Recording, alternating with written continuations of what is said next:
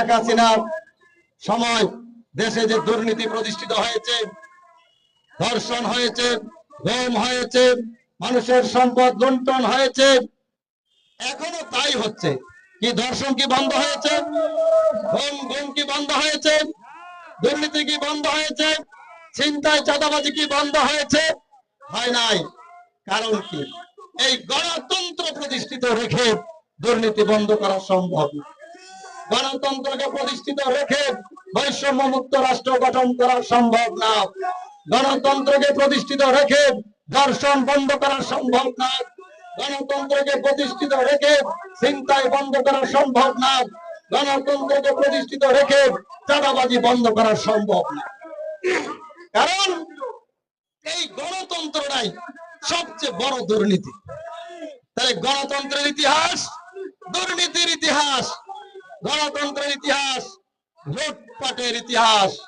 দেশ স্বাধীনের পর থেকে আজ পর্যন্ত যারাই ক্ষমতায় গেছে তারাই দেশের সম্পদ লুটপাট করেছে, দেশের সম্পদ বিদেশে পাচার করেছে, কোটি কোটি টাকার মালিক হয়েছে। তাহলে এই গণতন্ত্র দিয়ে ভালো কিছু আশা করা যায় না, কি যায়? এই জন্য আমরা ইসলামী সমাজ এই গণতন্ত্রের মূলোৎপাটন করে ইসলাম প্রতিষ্ঠার লক্ষ্যে আন্দোলন শুরু করেছি। আমরা গণতন্ত্রের জোট ভোট নির্বাচনে অংশগ্রহণ করি না, কারণ গণতন্ত্রের জোট ভোট নির্বাচন ঈমান আমল ধ্বংসের কারণ। তাহলে আমি কি আমার ঈমানকে ধ্বংস করব? আমি কি আমার আমলকে ধ্বংস করব? কারণ আমার ঈমান আমল আমাকে জান্নাতে নিয়ে যাবে। তাহলে আমি তো জান্নাতে যেতে চাই। তাহলে যেই গণতন্ত্রের জোট ভোট নির্বাচন ঈমান আমলকে ধ্বংস করে, আমরা তো সেই পথে যেতে পারি না। তাই আমরা বলছি এই গণতন্ত্রের অধীনে আর ইলেকশনের দরকার নাই।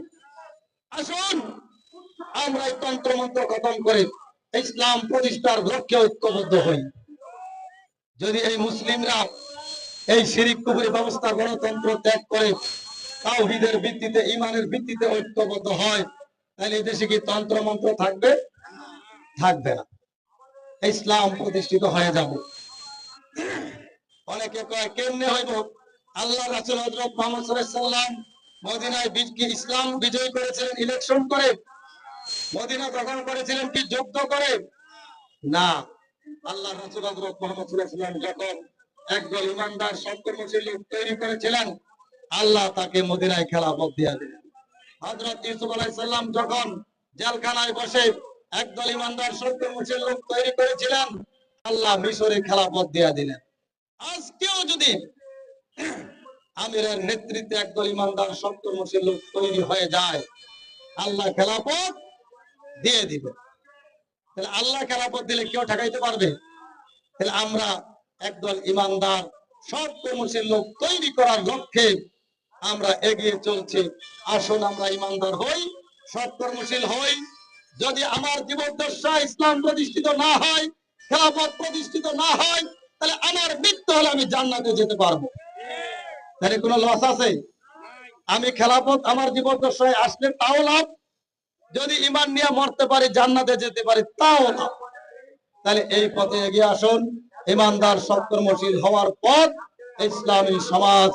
আল্লাহ আমাদেরকে কবুল করুক, বলেন আমিন।